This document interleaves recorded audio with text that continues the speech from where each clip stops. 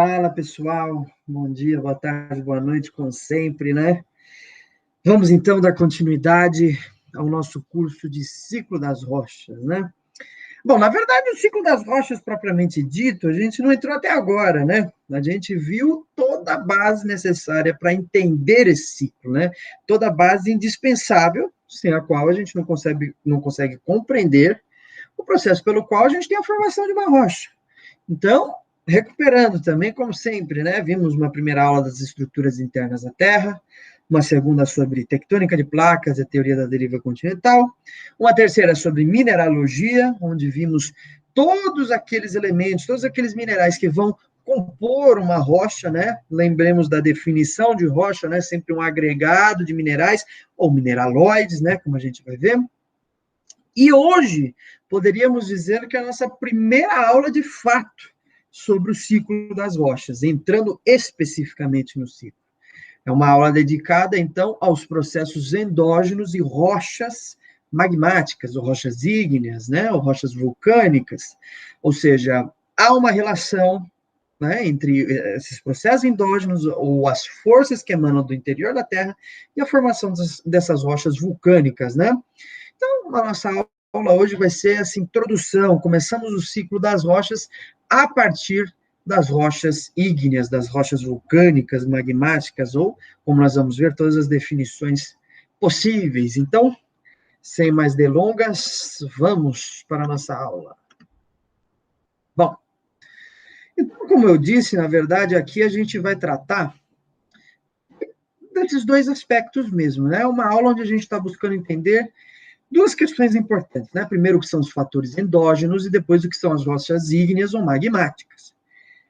Bom, podemos dizer que essa parte do nosso curso seria um segundo módulo, onde nós vamos começar a estudar esses temas de uma maneira diferente. O que eu quero dizer? O primeiro módulo foi o quê? Foi a introdução, tudo que era necessário para se compreender o ciclo das rochas. Nesse segundo módulo, agora, o que nós vamos ver são os fatores endógenos e os fatores exógenos, né?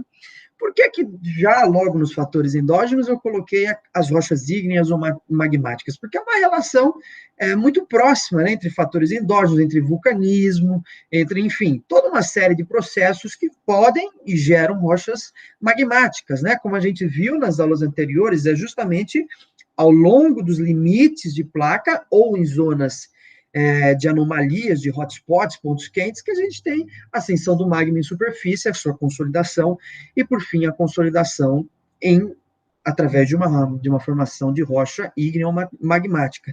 Então, vamos juntar essas duas coisas nessa aula para trabalhar, né? Para trabalhar de uma forma mais interessante. Então, vamos lá. Primeiro, quais são esses processos endógenos, né?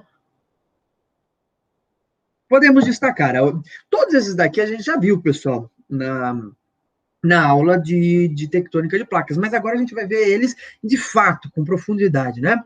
Primeiro, a orogênese, a gente já sabe que é um movimento horizontal, que tem por consequência a deformação, o enrugamento da nossa superfície terrestre.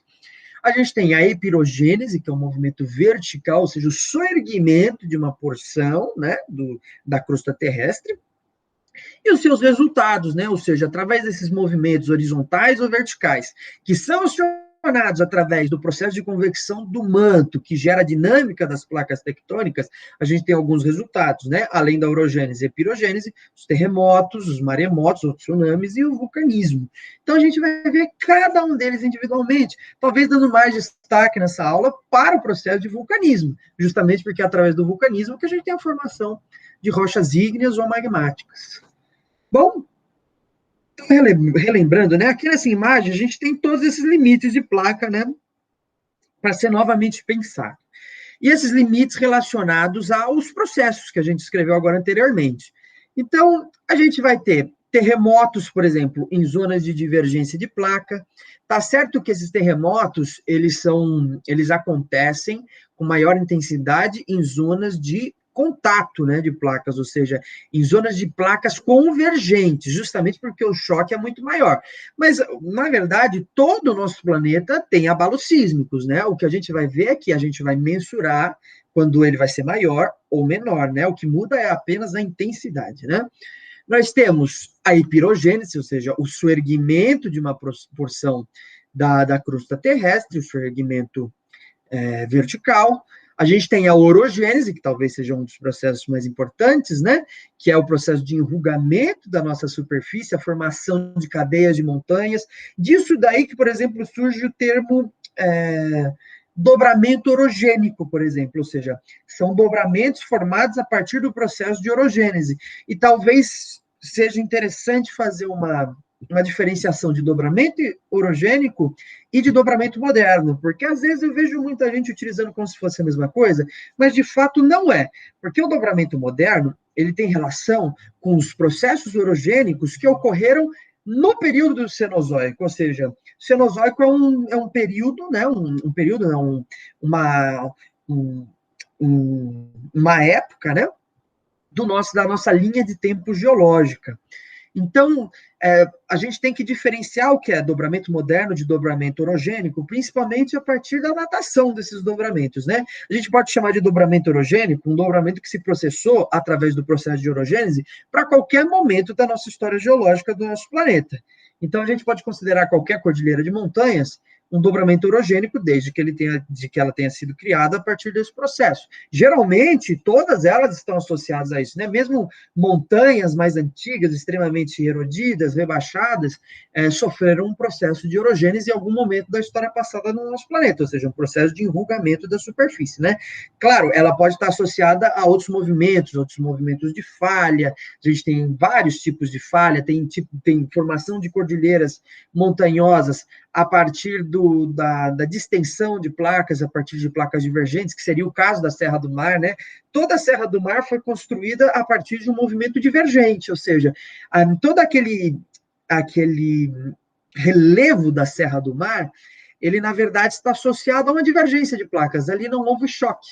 Isso é o que a gente chama de sistema de Graben e Horst, né? Aqui entrando na geomorfologia, está associado a falhas tectônicas, ou seja, um falhamento relacionado a placas divergentes, né?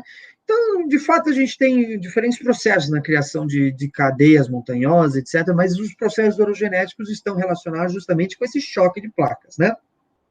Bom, então, a diferença seria que consideramos dobramentos modernos aqueles processados a partir do Cenozoico, né? E a gente tem quatro grandes períodos da história do nosso planeta, quatro grandes épocas, né? A gente tem o pré-cambriano, que é um éon que vai englobar várias outras épocas, períodos, né? E a gente tem outros três, né, do éon fanerozoico, né? O fanerozoico que significa vida visível, né? Seria o momento em que a gente teria o desenvolvimento da vida visível no nosso planeta.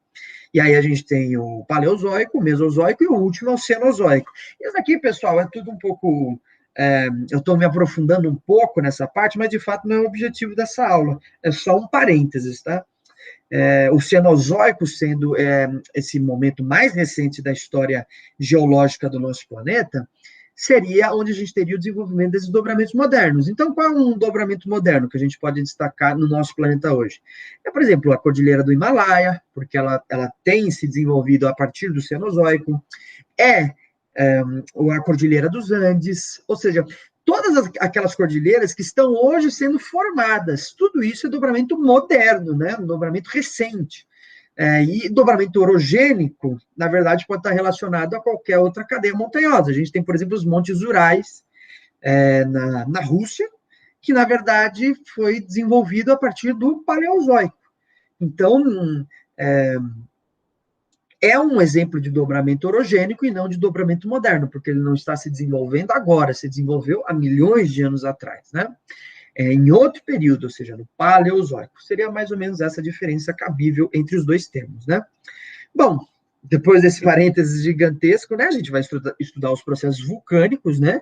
Vamos perceber que há diversos tipos de vulcanismos que a gente pode destacar. Vamos ver também os processos de maremotos, né? Ou seja, como que se criam os tsunamis, né? Esses grandes deslocamentos, esses corpos de água no oceano. Muito bem, então vamos lá. A orogênese, né?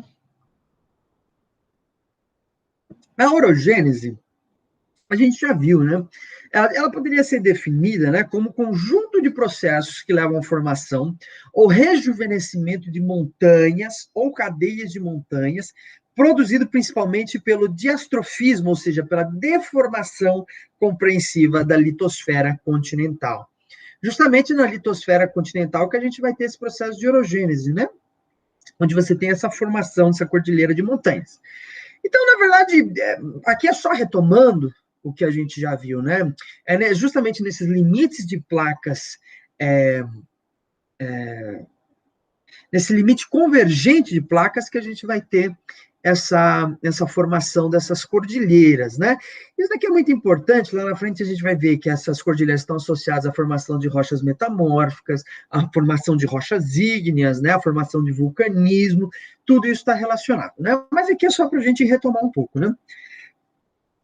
Pirogênese, na verdade, seria um processo que resultaria do movimento das placas no sentido ascendente ou descendente. Então, como vocês podem ver aqui, a placa pode tanto cair, né? Pode tanto se aprofundar em relação à litosfera, quanto ser erguida, né? Rebaixada seria o termo correto, rebaixada ou soerguida, né? Aqui, na verdade, o que a gente pode observar é que é um sistema relacionado também a falhas, né? Basicamente, aqui a gente pode ter um movimento distensivo da crosta, ou seja, um movimento distensivo vertical, gerando seu rebaixamento, né? Aqui também a gente pode ter um movimento compressivo, né, vertical, ou seja, um choque de placas, fazendo com que se formem essas cordilheiras montanhosas, né? Mas, no geral, a pirogênese ainda é um processo complicado para ser estudado dentro da geologia, né? Porque a gente tem uma grande dificuldade de conceitualizar esses processos, né? A pirogênese, na verdade, é o processo primordial que resultou na formação das nossas placas continentais, né? Então, são formações, as formações mais antigas do nosso planeta, que foram soerguidas a partir da epirogênese, resultando, né, nos continentes, como a gente conhece hoje, né? São estruturas antigas, né, que a gente chama de crátons, né? Ou seja, estruturas primordiais do nosso planeta que foram erguidas a partir da pirogênese e resultaram, né, no nosso conjunto do que seria no futuro, né, os continentes, né, a litosfera continental como a gente conhece. Mas a gente tem uma grande dificuldade ainda de fazer essa definição, de entender esses processos, porque existem processos, né, de movimento vertical, de movimento horizontal, então ainda assim é muito difícil de conceitualizar, mas no geral a gente trabalha nessa perspectiva, né? Orogênese, um movimento vertical, né, que compreensivo ou de choque, né, de convergência de placas, e pirogênese, um movimento vertical, né? Orogênese horizontal e pirogênese vertical. Muito bem. Uma coisa que a gente pode considerar também são os movimentos do mar, né? Os movimentos eustáticos, né? O que seriam, então, os movimentos eustáticos? Seria, na verdade, a elevação ou a diminuição do nível do mar. Por que eu trouxe isso? Porque a gente não pode confundir movimentos eustáticos com movimentos epirogenéticos, ou movimentos de epirogênese, né? A gente pode, observando o mar, a gente tem que entender se, na verdade, o terreno foi soerguido ou rebaixado a partir da epirogênese ou a partir do próprio nível do mar. Né? A gente tem a história geológica do nosso planeta, deixa registrada a partir dos processos sedimentares, né? Ou seja, os mares são as principais bacias sedimentares do nosso planeta, né? Os oceanos. Então, conforme o mar sobe ou volta, né? Quais seriam os termos corretos a ser utilizados, né? Os movimentos de transgressão ou regressão, os movimentos eustáticos de transgressão ou de regressão, ou seja, então, conforme esses movimentos, a gente tem diferentes níveis de sedimentação no nosso planeta, e a gente pode identificar, então, né, esse movimento do mar, ou seja, se a gente observar aqui a gente tem o nível do mar, né? Ele está bem mais baixo. Nessa segunda imagem, a gente tem aqui o nível do mar anterior mais o seu acréscimo, né? O que ocorre? Diferentes níveis de sedimentação, que a gente tem o nível de sedimentação verde, depois o nível de sedimentação amarelo, e depois, se o mar subir ainda mais, ele tem um outro nível de sedimentação. Então, a gente consegue perceber esses movimentos geostáticos a partir dessas sedimentações, né? O que são as sedimentações? A gente vai ver em rochas sedimentares. Mas, dando uma definição geral, é o processo pelo qual a gente consegue transformar sedimentos que foram erodidos, intemperizados, ou seja, desgastados e transportados, em rocha. Ou seja, esses sedimentos vão sofrer um processo que a gente chama de litificação. Qual tipo de litificação? Diagênese, todos esses processos nós vamos estudar, e tem, por consequência, a formação de rochas sedimentares, né? Mas é muito interessante comparar o que é um movimento epirogenético com um movimento eustático, né? Porque a gente não vai entender a elevação ou o rebaixamento de um continente a partir desses movimentos eustáticos, e sim em relação à sua movimentação real, né? Ou seja, não basta que o nível do mar suba ou diminua, o continente está estático. Ele está estático em relação ao nível do mar. Estático no sentido geral, sempre tudo está em movimento, como vocês já sabem, né? Mas pensando em relação ao tempo, que a gente considera para subida e diminuição do nível do mar, nem sempre a gente pode fazer, a gente consegue, na verdade, perceber essa diferença fundamental, né? Ou seja, a gente vai fazer essa medição a partir do continente geral e não a partir dos movimentos eustáticos que ocorrem de diversas maneiras ao longo da história geológica, né, do nosso planeta. Então, a gente pode considerar dois tipos de movimentos eustáticos, né? O de transgressão e o de regressão, como já foi dito, né? A transgressão é quando o nível do mar se eleva sobre os litorais fixos, né? Invadindo os continentes, ou seja, aqui é um movimento de transgressão. Entre esse momento e esse, o que tivemos? Um movimento eustático de transgressão, subimos o nível do mar. Se a gente visse o contrário, né, se fosse o caso desse para esse, nós teríamos um movimento de regressão, ou seja, quando o nível das águas se abaixa, né, se baixa sobre uma plataforma litorânea fixa, ou seja, a plataforma litorânea está fixa, ela não está sofrendo epirogênese. Se ela sofrer epirogênese, é claro que a gente vai ter uma diminuição do nível do mar para aquela região, mas pensando no nível do mar de um modo geral, a gente sempre vai pensar em relação a esses movimentos eustáticos, né, são movimentos cíclicos na história do nosso planeta. Bom, agora a questão dos terremotos. Os terremotos, ou também chamados abalos sísmicos, né? São tremores. Aqui eu vou ler a definição para vocês, tá, pessoal? São tremores passageiros que ocorrem na superfície terrestre.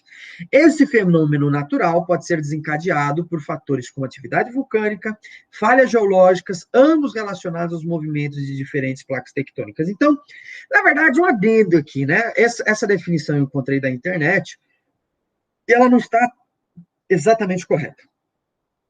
É claro que se a gente considerar os terremotos como grandes movimentos, grandes abalos, estaria correto. Mas, na verdade, a todo momento o nosso planeta está se movimentando. Mas é uma movimentação tão pequena que a gente tem uma dificuldade imensa até de medir. Mas o nosso planeta é dinâmico. O único problema é o quê? O nosso tempo de vida não permite, né, ver essa movimentação. A gente consegue ver os resultados dessa movimentação, que é, por exemplo, os terremotos, o vulcanismo, etc. Então, a gente não tem tempo de vida hábil suficiente para notar as movimentações que ocorrem no nosso planeta, né? Ou seja, a gente não tem tempo de vida suficiente para ver a América se separando do continente, a América do Sul se separando do continente africano. A gente não tem esse tempo de vida, né? Então, a gente vai analisando esses produtos, mas o tempo inteiro nós temos essa movimentação, o tempo inteiro o magma está se movimentando no interior do nosso planeta, né? E daí que a gente tem esses pequenos movimentos, né? Mas os terremotos, se a gente for considerar como grandes abalos sísmicos, de fato a gente vai perceber de vez em quando, né? Bom, em relação aos terremotos, o que é mais importante aqui, até colocando a nível de vestibular, né? Entender os seus elementos, né? O que a gente precisa compreender em relação ao processo geral de um abalo sísmico, né? Nós temos um hipocentro, ou seja, a região no interior do nosso planeta, onde irá se dar esse movimento, ou seja, começou aqui o movimento, né? Esse é o hipocentro. E o epicentro, a região onde teremos o movimento em superfície, ou seja, essas ondas vão ser emanadas, né, desde o interior do nosso planeta, desde o hipocentro, onde essa movimentação começou, e vai atingir a nossa superfície terrestre num ponto onde vamos chamar de epicentro, ou seja, o que que o sismógrafo faz, né, que vai medir, na verdade, esses elementos, né? Ele vai localizar de onde essa onda está sendo propagada para medir onde essa onda vai atingir a superfície terrestre. Então, é muito comum em regiões onde a gente tem terremotos que a gente tem um sismógrafo, né, para registrar, para prevenir e para planejar esses desastres, né? Na antiguidade não tinha condição, a gente não tinha um sismógrafo, ou seja, quando tinha esses terremotos, nós tínhamos grandes, né, grandes tragédias, né, porque era impossível de se prever. Hoje não, em regiões onde a gente tem um sismógrafo, a gente pode facilmente se prevenir, né, em relação a esses abalos sísmicos, né, evacuar uma cidade, se planejar ou planejar o próprio território, né, como vocês têm. O Japão, vocês podem perceber que tem todos os edifícios, né, a grande parte dos edifícios, eles são preparados para aguentar esses tremores de terra, né. Então, já há uma literatura, né, estudos a respeito dos terremotos que permitem com que a gente se planeje, com que a gente tenha orientações sobre como proceder quando desse desastre, né, que na verdade é um movimento natural do nosso planeta. Em relação aos terremotos, nós podemos ver duas escalas para medir, né? Duas escalas de medição. A primeira é a escala Richter, né, a escala quantitativa. Essa talvez seja mais conhecida, né? Basicamente, ela foi desenvolvida em 1935 pelos sismólogos Charles Francis Richter e Benno Gutenberg, né? Mas, basicamente, ela é chamada de quantitativa porque ela é produzida através de cálculos, né?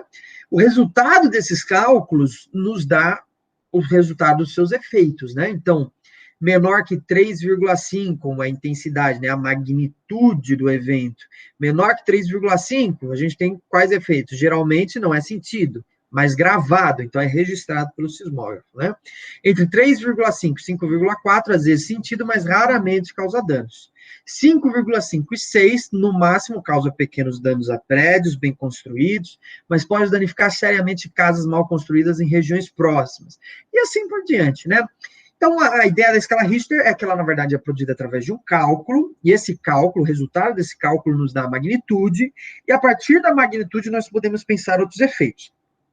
Mas, além da escala Richter, a gente teria a escala de Mercalli, que é uma escala qualitativa, ou seja, é uma escala empírica. O que quer dizer? Você pode, a partir da observação do território, do movimento, né, do evento, você pode classificar na escala Mercalli o nível, a magnitude do evento, né? Então, por exemplo, se você tiver se for perceptível por quase todas as pessoas no interior das habitações, vidros e louças tilintam, né? Ou seja, se você tem aquela movimentação, se você está dentro de casa, tudo começa a tremer, todo mundo começa a sentir um pouco, mesmo que não cause grandes danos, você pode ir na escala Mercalli e localizar. Então, um evento de magnitude 4.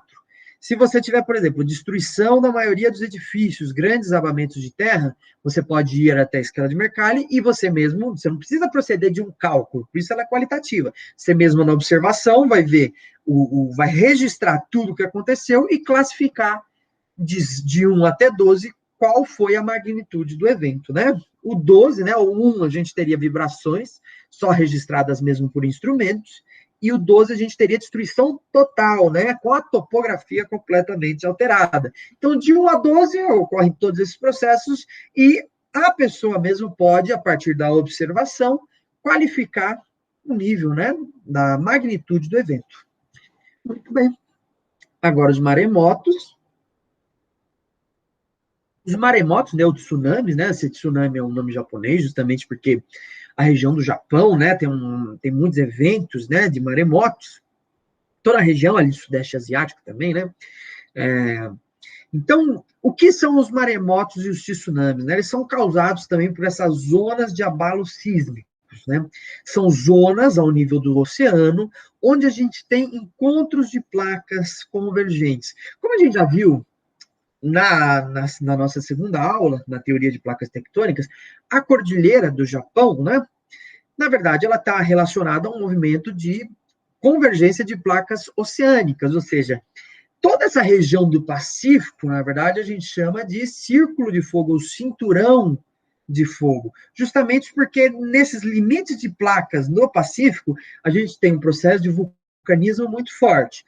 Esse processo de vulcanismo está sempre acompanhado de diferentes, né, formas de contato entre placas. No caso, a Cordilheira do Japão é, na verdade, um movimento orogenético, né, que vai dar origem a essa cordilheira oceânica. Muito bem. Então, a partir desse movimento, né, desse choque de placas, a gente tem uma certa distensão do assoalho oceânico, ou seja, quando uma placa está empurrando a outra, lembrando, né, quando a gente está vendo duas placas aqui, né, oceânicas. No caso das placas oceânicas, a mais densa vai subductar, né, vai deslizar abaixo da placa menos densa, né, ou seja, a placa menos densa sendo a mais jovem, a placa mais densa sendo a mais velha, né, com maior índice de cristalização, mais pesada, portanto, né. Então, a placa mais velha vai deslizar em relação à placa mais jovem. Esse movimento de deslizamento vai muitas vezes empurrar a placa mais jovem pode ser alguns poucos, né, centímetros, no máximo alguns metros, né, acima, né, dependendo do nível do movimento. Isso daqui, na verdade, é o quê? É um processo, é um terremoto, né, ao nível do oceano, como que a gente chama? Maremoto, né, mar remoto, né? Então, o terremoto que se processa ao nível do oceano, ou seja, esse movimento de placas vai gerar esse movimento distensivo vertical que vai gerar esse deslocamento da água e, portanto, o tsunami. Ou seja, a gente tem subitamente um movimento que empurra uma grande quantidade de um corpo de água muito pesado para cima. Isso é intensificado a partir do vento, né? E esse movimento vai ser dirigido em relação às regiões mais próximas, né? Causando esses grandes desastres que a gente chama de tsunamis ou maremotos. Muito bem. Agora vimos, né, por cima o que são esses fatores endógenos, né? E vamos destacar principalmente os processos vulcânicos, que é o que nos interessa para pensar o ciclo das rochas, né? Então, voltando, o que é uma rocha? Definindo novamente, né? É um agregado natural de um ou mais minerais, ou vidro vulcânico, ou ainda matéria orgânica, e que faz parte importante da crosta sólida da Terra. A gente estudou os minerais, mas a gente viu as definições, né? O que são minerais, o que são mineraloides, o que são minérios. Tudo isso, de forma agregada, forma uma rocha. Né? Então, não precisa ser necessariamente um mineral. A gente tem mineraloides que formam rochas. Por exemplo, o vidro vulcânico é um mineraloide, né? Ou seja, não tem estrutura específica, né? É amorfo. O vidro vulcânico é isso aqui que eu tenho na minha mão. A gente chama também de obsidiana. Ou seja, é um mineraloide, não é um mineral. Ele não tem estrutura específica. Ele é formado a partir do resfriamento súbito, né? O resfriamento muito rápido do nosso magma. Então, se resfriando numa velocidade imensa, a gente tem um vidro vulcânico. Ele, portanto, é um mineraloide, ao mesmo tempo que é uma rocha formada por um único mineraloide. Ele se encaixa nessas duas definições, né? E a gente também tem as rochas formadas a partir de matéria orgânica, né? A gente vai ver que lá na frente, no caso das rochas sedimentares, a gente tem uma série de rochas formadas a partir de atividade, né? De atividade de sedimentação de matéria orgânica. Então, na verdade, a gente tem rochas sendo formadas a partir de muitos processos, de diferentes composições. Hoje, o que nós vamos ver? As rochas ígneas ou vulcânicas, ou seja, aquelas rochas que são formadas a partir de processos vulcânicos ou magmáticos, né? Aqui a gente tem um exemplo, né? O calcário é uma rocha sedimentar que, através do metamorfismo, se torna o mármore, né? E que é constituída principalmente por minerais carbonáticos. É só dando um exemplo do que a gente vai começar a ver, né, pessoal? Porque isso é o ciclo das rochas, né? A transformação de uma rocha em alguma outra coisa. É o que nós vamos começar a estudar agora. Então, depois de todo esse tempo estudando, a gente vai entrar pela primeira vez nesse esquema que é, na verdade, o que a gente quer entender, né? O ciclo das rochas. Então, a gente precisou de uma preparação imensa para chegar aqui, né? Então, o que é o ciclo das rochas? É justamente o que vocês estão vendo aqui, né? Esses diferentes processos. Bom, vale a pena a gente dar uma observada nele. Hoje, nós estamos lidando justamente com a parte de formação de rochas ígneas, né? E depois nós vamos observar todo o ciclo, né, na sua integridade. Mas hoje, especificamente, estamos olhando esses processos, né? Bom, aqui a gente pode perceber os três grandes grupos de rochas, né? Aqui as rochas magmáticas, né? Essa daqui é uma rocha magmática do tipo intrusiva, né? Consolidada no interior do nosso planeta. A gente tem as rochas magmáticas extrusivas, né? Formadas em superfície. Essas duas são classes de rochas do tipo magmáticas ou rochas ígneas, né?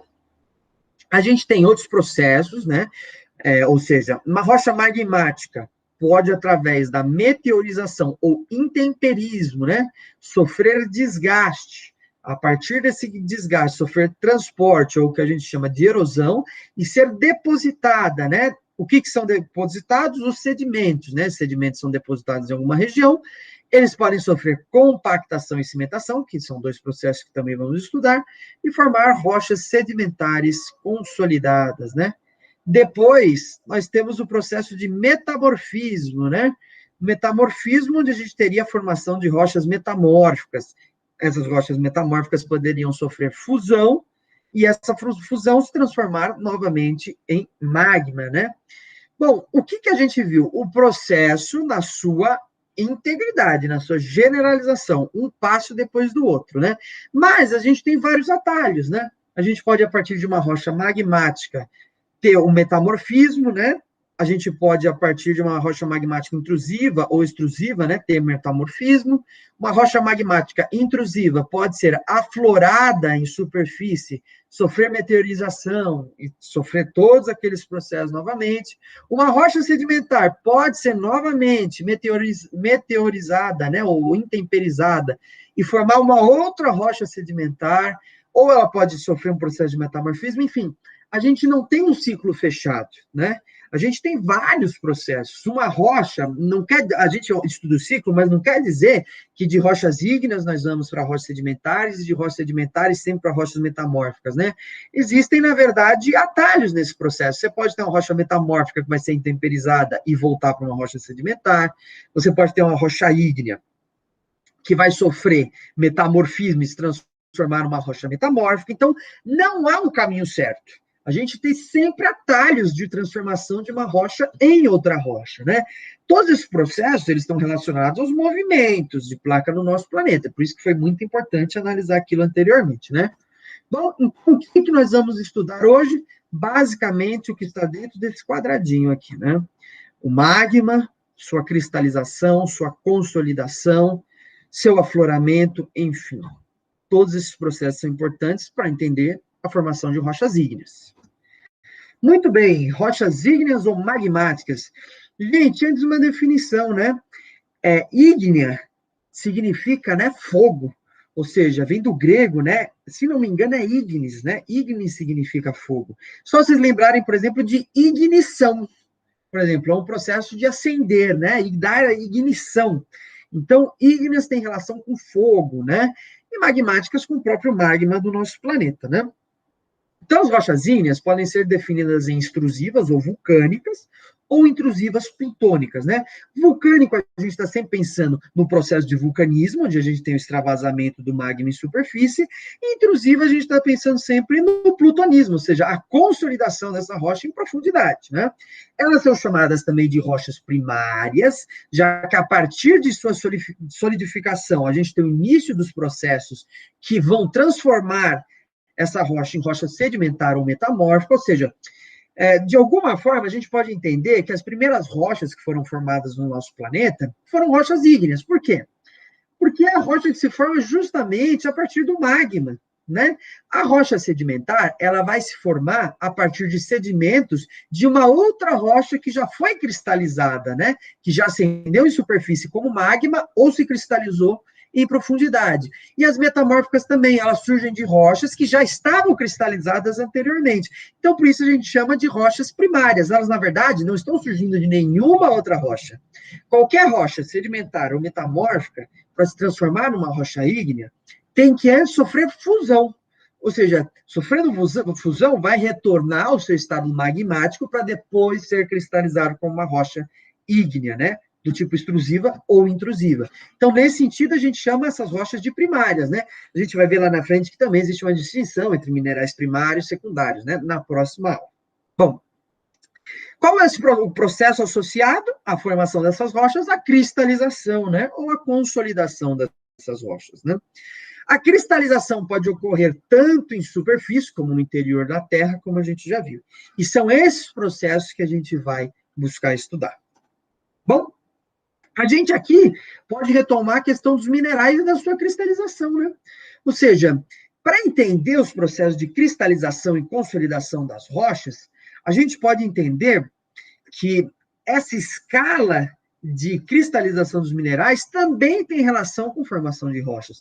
Os minerais que primeiro se consolidam vão dar origem àquelas rochas que se cristalizam mais, né, em subsuperfície. Enquanto essas rochas que se cristalizam mais próximas da superfície tendem a ter uma maior quantidade de minerais que se cristalizam próximos à superfície, né? De modo que essas rochas que se cristalizam em grandes profundidades tendem a ser menos estáveis, ou seja, tendem a sofrer mais desgaste em superfície. Por conta do quê? Da sua composição mineralógica, né? Então, a sua composição mineralógica, se for uma composição mineralógica de altas temperaturas e de altas pressões, quando atingir a superfície, através desses processos tectônicos do nosso planeta, vai ter um nível de desgaste, vai ser mais propensa a sofrer um desgaste ou intemperismo. Enquanto essas rochas que se cristalizam mais próximas da superfície, com uma maior quantidade de minerais mais resistentes, vai ter provavelmente tenderá a ter uma resistência muito maior. Tá certo que ser cristalizado em profundidade ou em superfície induz a esses processos, mas não define esses processos. O que eu quero dizer com isso? Não é porque a gente vai ter a cristalização em superfície que necessariamente a gente vai ter minerais do tipo mais resistentes, ou minerais como quartzo, né, muscovites, minerais de menor temperatura, né? Porque, na verdade, a distribuição dos minerais é muito variada, mas a tendência a gente pode identificar, né? Que em profundidade a gente tem minerais cristalizados em maiores temperaturas e pressões, portanto, menos resistentes em superfície, e em superfície, minerais mais resistentes e formadas em menores temperaturas e pressões, né? Como a gente viu na aula anterior, a gente tem as olivinas, que são exemplos desses minerais cristalizados em profundidades, portanto, menos resistentes, e o quartzo, né? Que é um mineral cristalizado em superfície, portanto, mais resistente, né? Muito bem, então. Agora vamos ao processo de cristalização.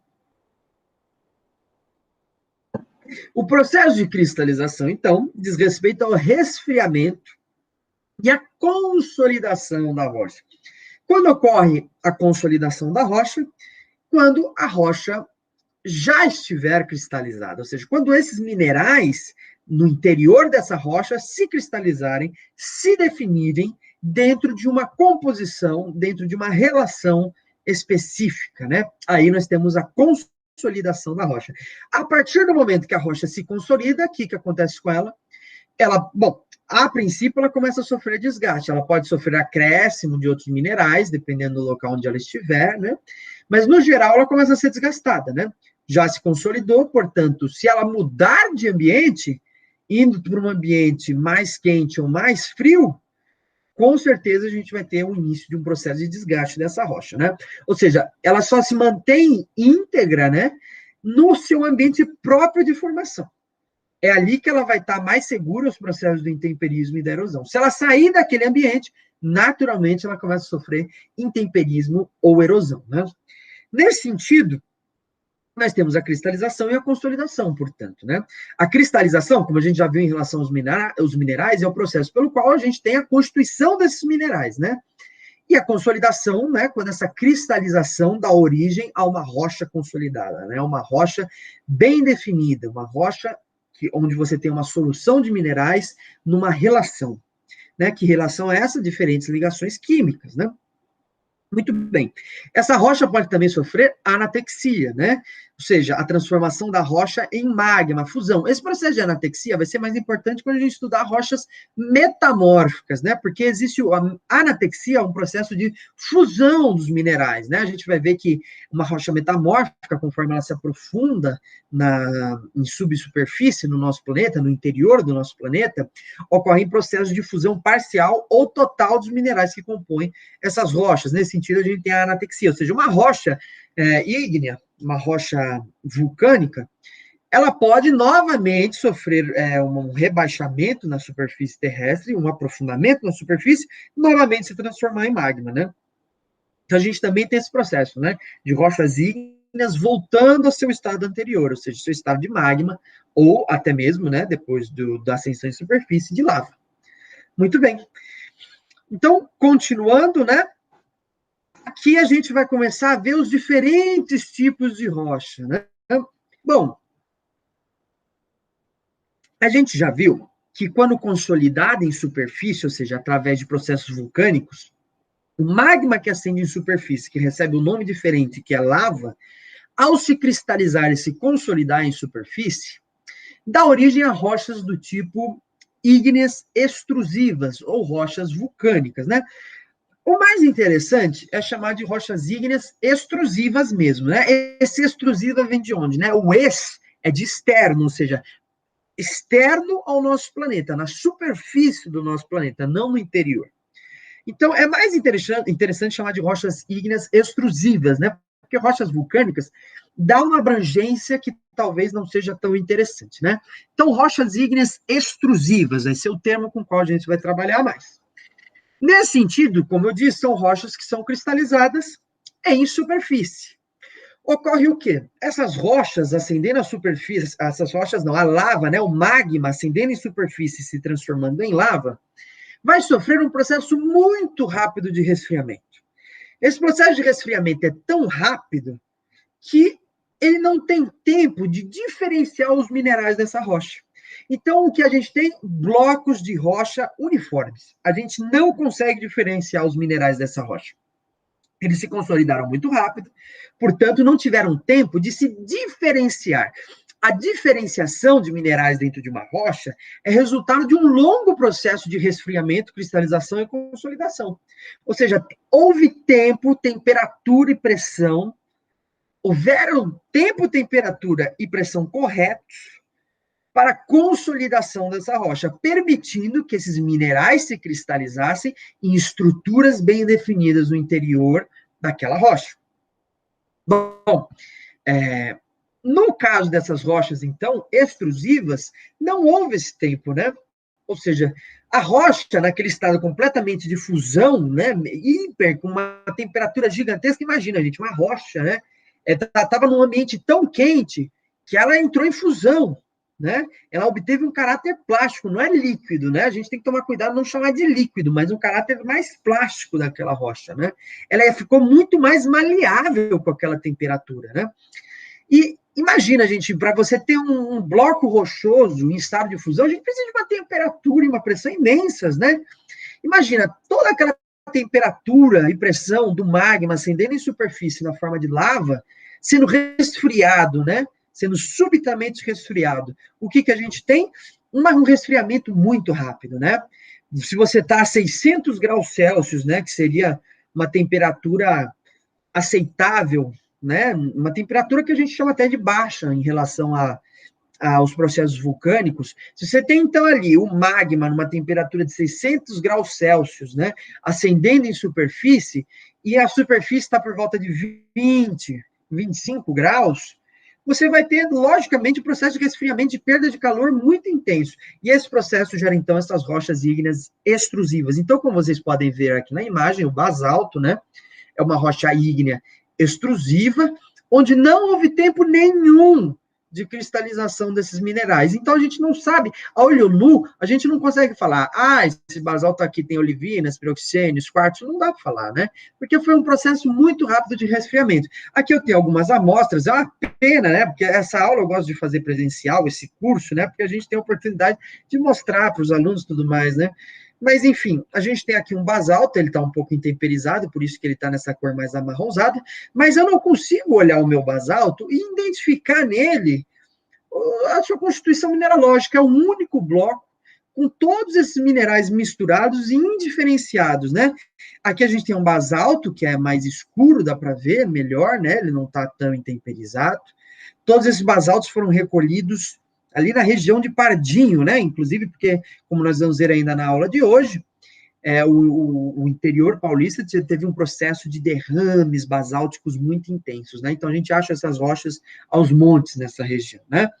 E a gente tem também o diabásio. O diabásio é um exemplo de rocha ígnea extrusiva, ou seja, você observa o diabásio e não consegue localizar muito bem os minerais. Talvez um pedacinho ou outro a gente tenta, né? A gente vê uma coisinha ou outra, mas é muito difícil de identificar mesmo, né?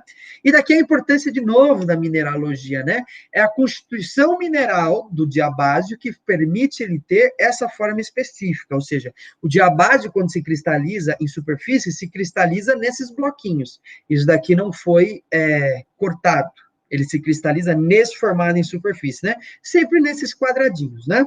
Então, o que é isso daqui? A expressão interna dos arranjos internos dos minerais que constituem o diabásio. No entanto, né, é uma rocha extrusiva, né? Que a gente não consegue identificar ainda assim os seus componentes minerais, mas sabemos que o hábito desses minerais é justamente o que dá origem a esse formato de rocha. Muito bem, a gente já viu também o vidro vulcânico, né? Que é uma rocha formada a partir de mineraloides e também completamente escura, né? A gente não sabe identificar qual é o mineral que compõe a olho nu a obsidiana ou vidro vulcânico. Muito bem. E, por outro lado, nós temos as rochas ígneas e intrusivas, ou seja, essas rochas que foram cristalizadas no interior do nosso planeta. Também chamamos elas de rochas plutônicas, né? Ou seja, nesse caso, a gente já teve uma cristalização mais lenta, um ambiente de cristalização favorável, onde a gente teve tempo suficiente para isso se cristalizar, para os minerais terem se diferenciado na composição geral dessa rocha. E daí, a gente pode pegar um granito, como esse da imagem, ou esse que eu tenho aqui na minha mão, e observar os seus minerais. Se a gente compara o granito com o basalto, é perceptível, né? Aqui a gente vê um monte de minerais, aqui a gente não consegue identificar nenhum. Então, eu posso pegar o meu granito e tentar identificar alguns. Sei que o meu granito tem feldspato, ele tem uma porção considerável de micas, né? Quando você pega o granito e coloca ele em relação à luminosidade, é justamente a clivagem da mica que dá esse brilho, né? Ou seja, tudo que você vê brilhando no granito, quando você está movimentando, são, na verdade, micas, né? Que a gente já estudou na aula de mineralogia. Então, aqui tem diversas composições, né? Quartzo, olivinas, micas, feldspatos. Então, e o que a gente pode perceber? Dentro da composição geral de uma rocha, a gente tem essa diferenciação, e a gente também pode fazer uma medição para localizar quais são as zonas onde a gente tem mais concentração de um mineral do que em outro. Ou seja, é um bloco com uma estrutura, uma composição mineral específica, mas essas composições dentro da rocha tendem também a se agrupar em porções onde você tem uma concentração muito maior. Se você pegar o meu granito aqui, por exemplo, você pode perceber, você tem uma região muito mais escura aqui, provavelmente você tem uma concentração maior de algum tipo de mineral nessa região. São estudos que a gente tem feito na geologia, né? Mas, enfim, o importante é saber. Olhando o granito, eu consigo diferenciar meus minerais, eu consigo até identificar alguns, como eu falei, o caso da mica, o quartzo, tudo isso pode ser identificado. No caso do outro, que é o basalto, a gente pega, só vê um bloco uniforme, completamente escuro, e não consegue diferenciar, né? A gente também pode fazer uma relação com a mineralogia naquele sentido dos minerais silicáticos, né? A gente tem minerais do tipo félsico e do tipo máfico. Qual que era a diferença, né? Os máficos eram os minerais ferro-magnesianos e os félsicos eram os minerais félsicos, né? Ou seja, os minerais compostos apenas a partir do ferro. Como a gente pode diferenciar, então, nesses dois tipos de rocha? Aqui a gente pode dizer que tem uma predominância, né? A gente tem, na verdade, bem distribuído, né? Minerais máficos e félsicos, né? Os minerais máficos magmáticos são esses mais escuros no granito, vocês podem observar aqui, os félsicos são os mais claros, e quando a gente observa o basalto, por exemplo, a gente tem uma generalização de minerais máficos, né? Ou seja, minerais ferro-magnesianos. Não por acaso, fazendo mais uma ligação com as aulas anteriores, a gente tem uma crosta oceânica, que é chamada de onde a gente tem grande quantidade de um magma que a gente chama de basáltico, e uma crosta continental com o nome granítico, né? Ou seja, esses nomes, né? Isso daí ao nível das composições, pessoal, né? Ou seja, a crosta continental recebe a definição de granítica e a crosta oceânica de basáltica. Por quê? Agora nós temos condições de começar a fazer essa análise, de poder diferenciar uma da outra, né? Então, por que isso? Isso daqui a gente vai ver em relação ao que é félsico e o que é máfico nas rochas, né? Isso, quando a gente chegar agora, entrando na parte de magma, vai ficar muito mais claro, né? Eu já retomo, então, esse assunto. Vamos definir magma, então. O magma é o conjunto das rochas em estado de fusão. Isso a gente já viu, né? Isso acontece por conta do aumento da temperatura e pressão no interior do nosso planeta, né? Então, a gente tem o estado de fusão, né? Localizado aqui, né? Quando a gente tem o estado sólido. A partir do estado sólido, se ocorre a fusão, a gente tem também a formação desse estado líquido, né? Ou seja, as rochas têm um caráter plástico, né? Ainda não é líquido, né? Depois a gente tem o estado de ebulição, né? E que dá origem ao estado gasoso, né? Vocês podem perceber que esses estados estão relacionados à temperatura e ao tempo. Ou seja, o estado de fusão leva um tempo específico, né? Com o aumento da temperatura, você entra no estado líquido, ocorre a ebulição, né, num tempo específico, com o aumento da temperatura também o estado gasoso. Né? Isso daqui para entender basicamente o que é o magma, para a gente começar a estudar o que a gente vai chegar, por fim, a entender a respeito das composições de cada parte do nosso planeta, né? O que é lava, né? O magma se torna lava assim que ascende em superfície, né? Essa informação a gente já tinha também.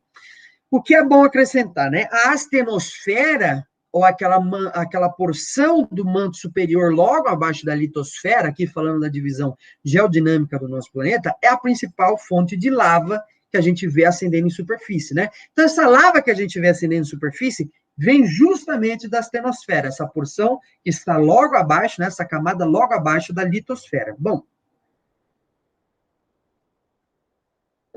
e aqui entra a importância de diferenciar dois tipos de lava. Existem as lavas basálticas ou básicas e as lavas graníticas ou ácidas. Daqui a gente já começa a fazer as nossas ligações com os temas anteriores, né? A gente viu que o oceano tem uma constituição basáltica, enquanto o continente tem uma composição granítica. Já podemos, portanto, entender que os oceanos predominantemente possuem lava basáltica e os continentes predominantemente possuem lavas graníticas ou ácidas, né? Ou seja, as extrusões magmáticas ao nível do oceano geralmente ocorrem a partir de lava basáltica e no continente ocorre geralmente a partir de lava granítica, né? Qual que é a diferenciação entre uma e outra? A lava basáltica ou básica, ela tem um teor menor de sílica, né? A sílica, que é aquela estrutura fundamental que a gente viu lá atrás, os tetraedros de sílica, é o que dá a composição geral da maioria dos minerais que a gente tem na superfície terrestre, né? 90% pelo menos, como a gente viu. Ela é formada em altas temperaturas, ou seja, temperaturas maiores que 10.000 graus Celsius, e possui alta maleabilidade. Por que ela possui alta maleabilidade, portanto, baixa viscosidade?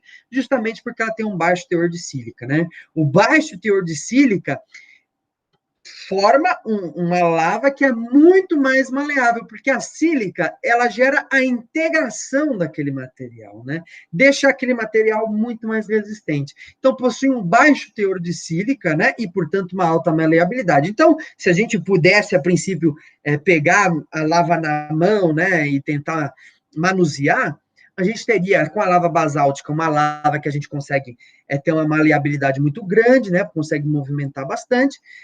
E no caso das lavas graníticas, o contrário, baixa maleabilidade ou alta viscosidade. Seria mais difícil, né, de conseguir movimentar, de conseguir modificar essa lava, né? Então, no caso das lavas graníticas, a gente tem basicamente o contrário do que a gente viu anteriormente. Alto teor de sílica, baixas temperaturas e baixa maleabilidade. Então, a gente não consegue manusear, né, diferente das lavas basálticas, com uma grande maleabilidade, né? Ela é muito mais viscosa. Bom, então, como eu disse anteriormente, a lava basáltica ocorre ao nível dos oceanos, através das fraturas na crosta, e as lavas ácidas ocorrem geralmente nos continentes, onde, em contato com as rochas da crosta, aumenta o seu teor de sílica e entra em contato com menores temperaturas. Ou seja, aqui a gente pode perceber a diferença, né? Justamente as lavas graníticas surgem ao nível dos continentes, porque você tem toda a camada continental que é muito mais espessa, né? Onde você tem o contato desse magma com outras rochas consolidadas, o aumento, então, do seu teor de sílica, né? E baixas temperaturas, né? Porque ao longo da crosta continental, a gente já tem temperaturas muito mais baixas. E portanto, a formação dessas lavas graníticas ou ácidas, né? Nos oceanos, geralmente essas fendas possuem pequena espessura de distância entre a crosta oceânica e o interior do nosso planeta. Então, ela ascende já em altas temperaturas, por um processo muito mais rápido, ao nível dos oceanos, né? Podemos também destacar que a maior parte das atividades vulcânicas do nosso planeta ocorrem ao nível dos oceanos, né? Então, não ao nível dos continentes. A gente está acostumado a ver os vulcões nos continentes, aqueles cones vulcânicos, mas, na verdade, a maior parte da atividade vulcânica do nosso planeta ocorre nos oceanos. É justamente nos oceanos onde a gente tem a maior quantidade de lava sendo expelida desde a stenosfera até a litosfera do nosso planeta. Bom, muito bem, já podemos, então, a partir de agora, relacionar o conteúdo dessas lavas com a composição dessas parcelas do nosso planeta que compõem a nossa crosta terrestre, né? Ou seja, a crosta oceânica e a crosta continental. Daí também a gente pode relacionar o que eu disse anteriormente, né? Essa lava basáltica ou básica dá esse caráter justamente ferro-magnesiano para os nossos oceanos, né? Então, lembra aquelas duas definições? São definições antigas, mas a gente ainda pode usar, né? O Cial e o Cima, né? O Cial seria silicatos de alumínio, seria representativo dessas lavas graníticas, e o Cima, os silicatos de magnésio, justamente porque nos oceanos, né, que são definidos com essa denominação de Cima, você tem o extravasamento dessas lavas que tem um grande conteúdo de magnésio e, portanto, dão origem a minerais máficos, né? Então, justamente, essas lavas basálticas são mais escurecidas, porque geralmente tem maior quantidade de minerais ferro-magnesianos ou de minerais máficos. Muito bem. Bom, agora a gente vai entrar um pouco na área da geomorfologia, né?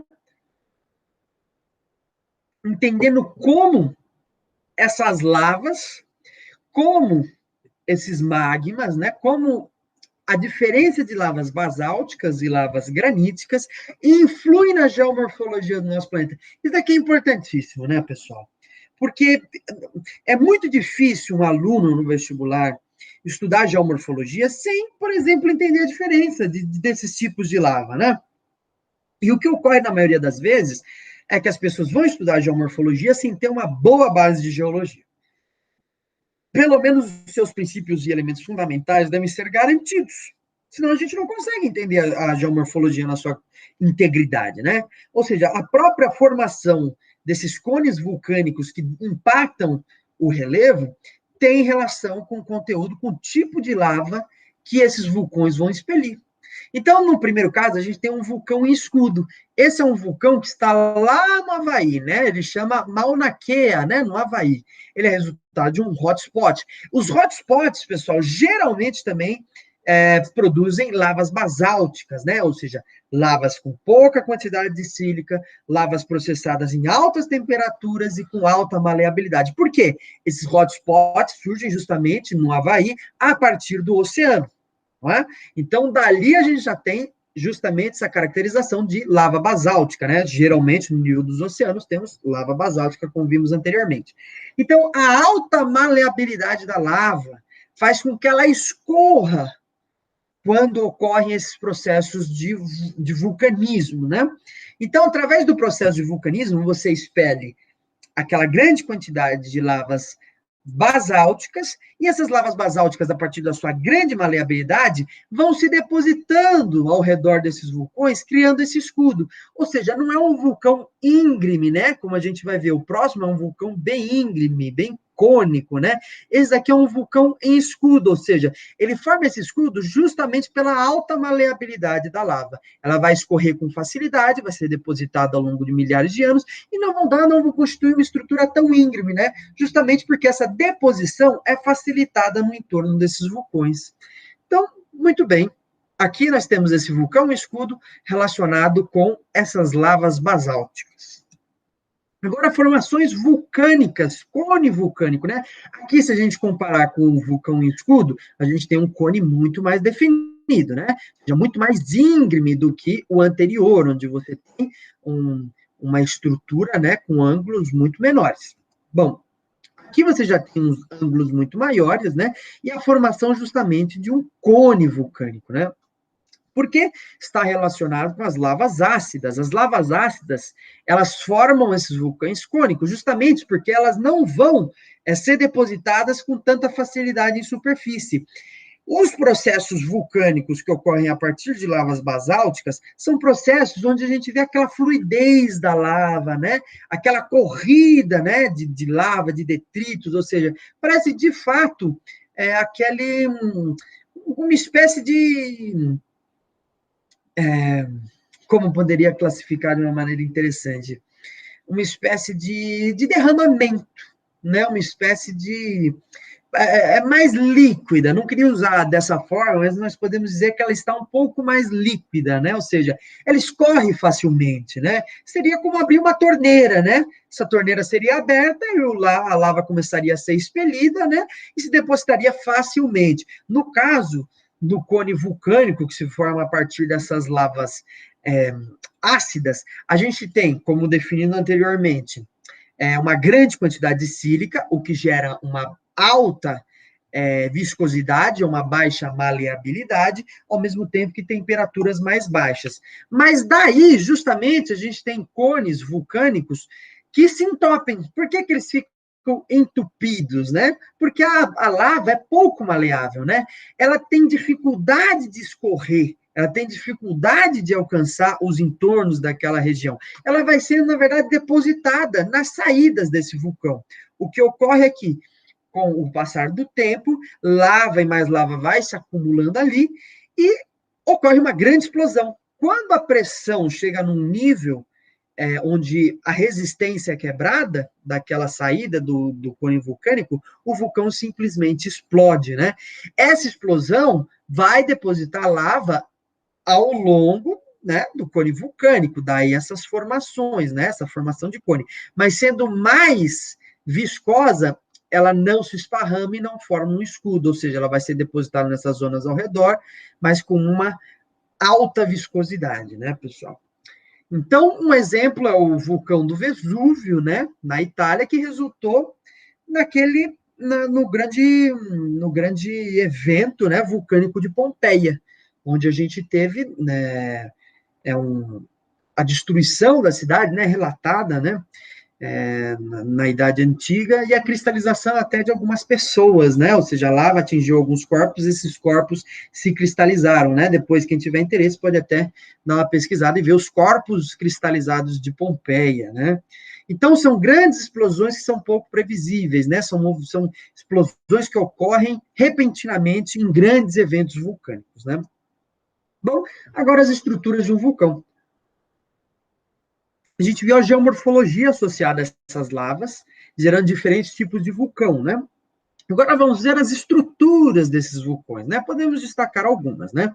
A câmara magmática, da onde a gente tem a origem de toda essa lava que vai ascender em superfície. A gente tem a chaminé, né? De onde você vai ter o fluxo principal da lava, né, até essa parte superior. A gente tem a cratera, a abertura principal, de onde vai escorrer o magma. A gente tem o cone vulcânico, que é a estrutura geral, né, aqui falando da geomorfologia, né, do vulcão. A gente tem as chaminés secundárias, ou seja, outro, né, o fluxo de lava acaba penetrando em outras fraturas e acaba escorrendo, né, ao longo do próprio vulcão, ou seja, em outros, através de outros condutos, né, de outros condutos magmáticos, ele acaba escorrendo não apenas a partir da cratera principal, mas através de outros pontos do vulcão, né? E a gente tem a nuvem de cinzas e gases, ou seja, aqui a gente chama de material piroclástico, esse material que vai ser expelido pelo vulcão, geralmente são materiais hiperaquecidos e são resultado da evaporação, né, ou condensação desse material vulcânico, né? Geralmente, elementos constituintes de rochas sofrem uma temperatura tão intensa que acabam entrando nesse estado de nuvem de cinzas e gases, né? Muito bem. Essa nuvem de cinzas e gases, pessoal, na verdade, ela é extremamente tóxica, né?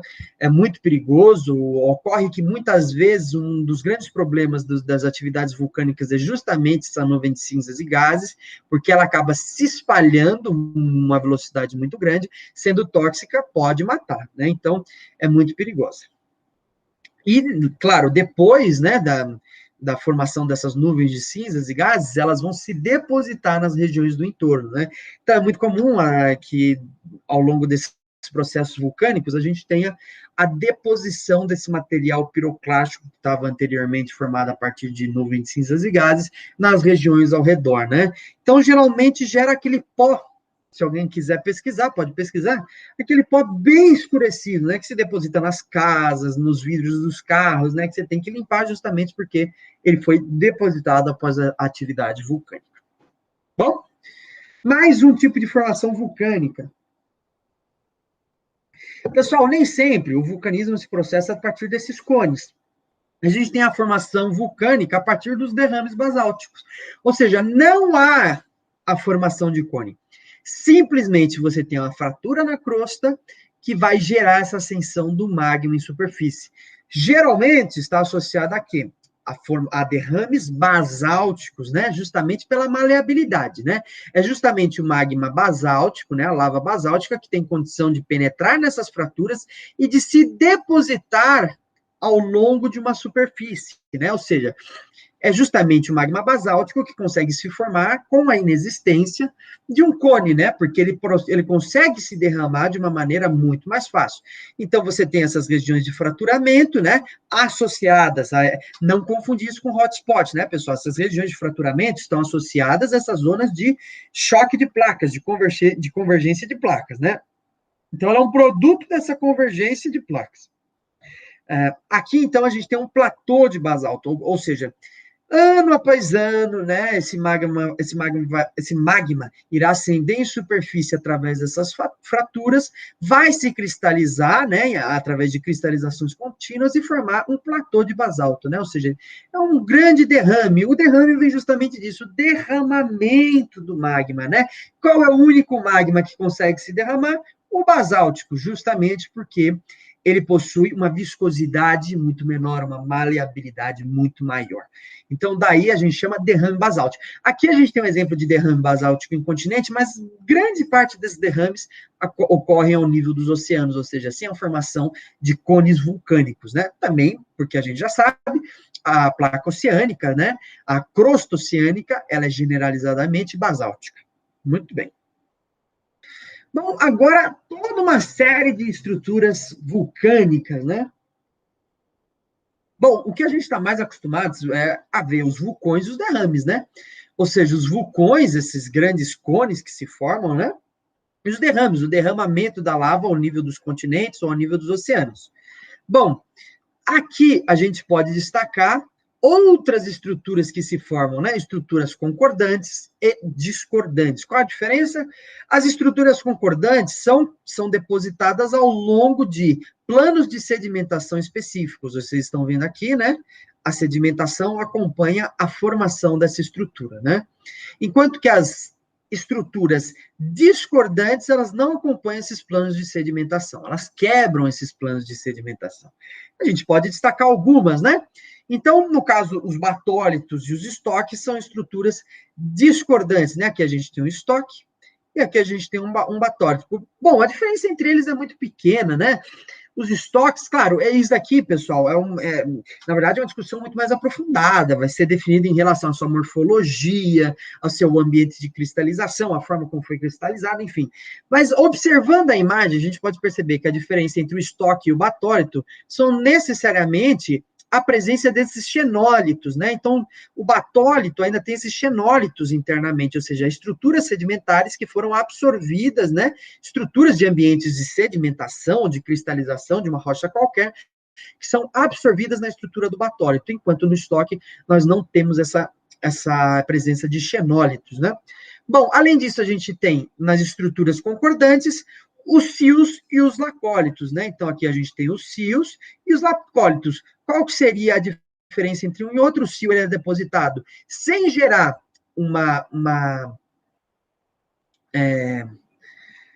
me fugiu o nome agora, pessoal, mas sem formar uma deformação, podemos colocar assim, sem formar o nome correto é dobramento, né? A gente não percebe o dobramento das estruturas superiores, né?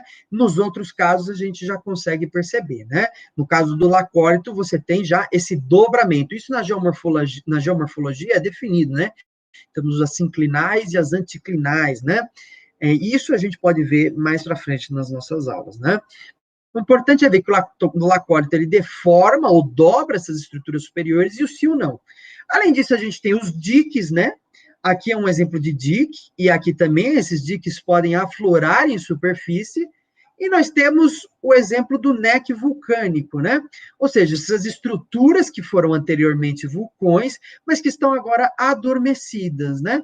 Ou seja, antigos vulcões que agora já não estão mais ativos. Bom, muito bem, isso daqui, só para ver a grande variedade de estruturas que existem a partir da atividade vulcânica. Ou seja, a gente não tem só o vulcão, né, e os derrames basálticos, que seriam os mais conhecidos. A gente tem batólitos, a gente tem diques, lacólitos, cios, estoques, e tudo isso é importantíssimo para entender a geomorfologia. É justamente a existência de batólitos que muitas vezes vai gerar um relevo que a gente chama, por exemplo, de relevo meia laranja, né? Ou os mares de morros que a gente tem aqui no estado de São Paulo, tudo isso tem uma grande relação com essas estruturas vulcânicas que foram cristalizadas anteriormente. Então, são estruturas muito importantes para os nossos estudos, né? Bom, aqui a gente tem um exemplo de dique vulcânico, né? Esse é um dique vulcânico que aflorou em superfície, ou seja, aqui a gente tinha a passagem do magma que foi cristalizada, essa estrutura justamente aqui anterior, né? Então, ela vai ascender em superfície, ela pode ascender em superfície através de dois processos, pessoal. Ou através da tectônica de placas, que soergue naturalmente diversas regiões, e, portanto, as estruturas que estão a ela associadas, ou, se não, através dos processos de intemperismo, né? Ou seja, o processo de intemperismo e erosão vai rebaixando o relevo até que algumas estruturas ascendam, né? Apareçam em superfície. Geralmente, as duas coisas ocorrem em conjunto, né? O que a gente tem, então, a formação de túneis de magma que se cristalizam e surgem em superfície, né?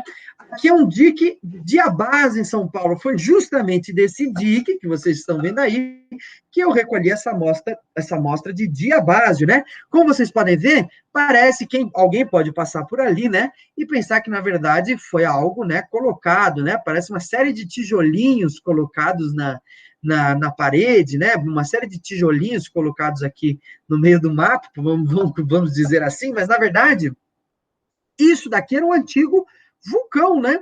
Ou seja, ou um dique, né? Perdão, falei vulcão, mas está errado. Isso daqui era um antigo dique, ou seja, no estado de São Paulo, nós tivemos uma série de diques que se formaram, que portanto, formaram essas estruturas posteriores, né? Então, a gente às vezes passa a ver algo assim e nem imagina que há milhões de anos atrás tivemos um dique de diabase ou uma atividade vulcânica expressiva nessa região, né? Então, como eu disse, esses quadradinhos são, na verdade, resultado da própria composição mineralógica também dessas rochas, daí a importância da mineralogia para as nossas aulas. Bom, Aqui os antigos vulcões e processos vulcânicos no Brasil, né? Então, hoje nós não temos nenhum vulcão no Brasil. Por quê?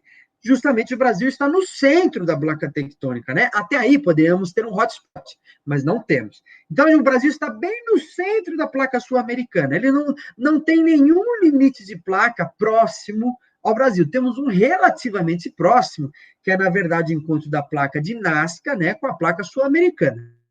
Mas, anteriormente, né, em outro momento da história geológica do nosso planeta, nós tivemos o Brasil, né, o território que hoje é o Brasil, né, que não era Brasil na época, nem se sonhava em ser Brasil, né?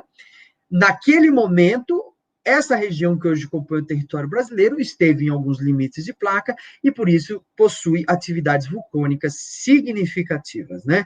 Então, a gente tem o vulcão de Uatumã, né, na Amazônia, alguns outros vulcões, né, Fernando de Noronha, a gente tem atividade vulcânica, Trindade, vulcão de Nova Iguaçu, vulcão de Poços de Caldas, então Minas Gerais, Rio de Janeiro, né, a gente tem antigos vulcões que hoje são adormecidos, né, não tem nenhum tipo de atividade vulcânica, e a gente tem o vulcanismo Serra Geral. O que é esse vulcanismo Serra Geral? É um grande derrame basáltico, uma grande região de derrame basáltico que surgiu, né, que há muitos anos atrás, né, surgiu e se espalhou por toda essa parte do território brasileiro, né? Então ele pega estados como o estado de Goiás, Mato Grosso do Sul, Minas Gerais, São Paulo, Paraná, enfim, todo o sul do Brasil, né, Santa Catarina, Rio Grande do Norte e o seu litoral, com essa presença desses derrames basálticos, né? Daí a gente pode ver a relação entre a geografia física com a geografia humana, porque esses derrames basálticos geraram uma constituição de um solo extremamente fértil por conta de sua composição, né, ao longo dessa região. Essa região foi chamada de terra roxa, hoje a gente não usa mais essa denominação, né, chamamos de latossolo, né, que se formou aqui na região centro-oeste, sudeste e sul do Brasil, que foi propícia ao cultivo do café. Então, é justamente esse derrame basáltico, né, que foi formado num processo de milhões de anos, que gerou essa terra roxa, que propiciou a ocupação e o desenvolvimento de uma atividade baseada no cultivo do café nessa região do Brasil. Então, a gente tem um derrame basáltico muito importante em regiões significativas no interior de São Paulo, em todas essas regiões destacadas. Muito bem. Agora, alguns exemplos, as principais rochas ígneas, extrusivas, né? A gente já viu na nossa aula, né? Ou seja, extrusivas são essas rochas que se consolidam em superfície, com um rápido processo de cristalização. Então, a gente já viu, né? O diabásio é um exemplo, o basalto é outro exemplo. Quem vê a princípio não consegue nem diferenciar um do outro, eles são muito parecidos. É a própria estrutura de cada um que vai nos permitir fazer essa diferenciação, né? Temos a obsidiana, que é o vidro vulcânico, e além disso, alguns outros destacados, né? O riolito, né? Além do riolito, a gente tem esse basalto com veios, né? A gente vai, já é uma introdução que a gente vai ver na próxima aula, né? Esses veios é resultado de processos de intemperismo, né? Ou seja, alguns minerais que entraram em solução no interior dessa rocha por algum processo de desgaste específico, né? Então, alguns exemplos de rochas ígneas extrusivas e aqui alguns exemplos de rochas ígneas intrusivas, né? Então, nessa aula a gente também já viu. O granito é um exemplo de rocha ígnea intrusiva, né, que se consolida no interior do nosso planeta. Além do granito, a gente tem o diorito, o gabro, o peridotito e o cianito.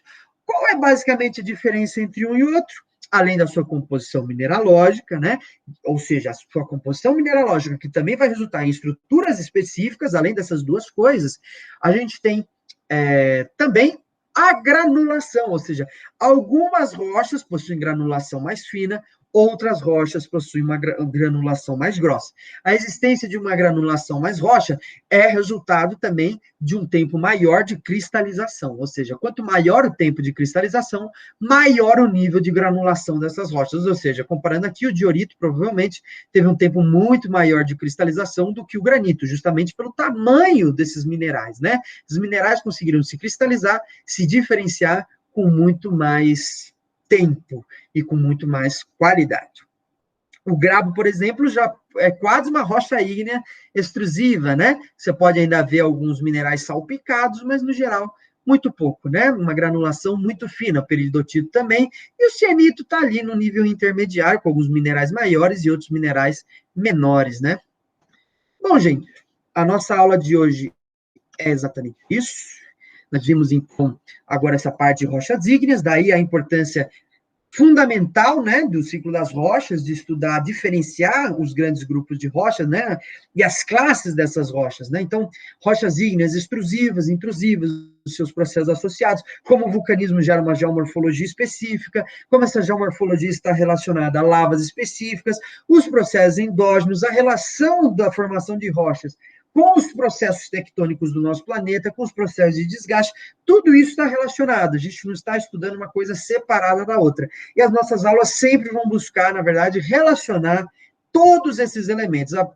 A princípio, né, a geografia, afinal, a geografia é, na verdade, uma ciência que busca realmente formular essas relações no espaço. Por isso, a gente não pode estudar o ciclo das rochas sem entender toda a geomorfologia, sem entender os tipos de lava, a composição de cada parte do nosso planeta, etc. Bom, a aula de hoje é isso. Talvez tenha sido até uma aula mais leve que a anterior. E na semana que vem nos encontramos de novo, mais para discutir intemperismo e erosão ou processos exógenos, né? Essa será uma aula bem extensa, porque a gente vai buscar entender cada um desses processos, né? Mas é isso, pessoal. Espero que estejam acompanhando, gostando. Como sempre, estou respondendo as dúvidas nos comentários, as que surgem, se surgirem. E é isso. Nos vemos na próxima semana. Aos meus alunos do cursinho da Poli, onde estou dando aula ultimamente. Nos vemos na segunda-feira. É isso, pessoal. Até mais.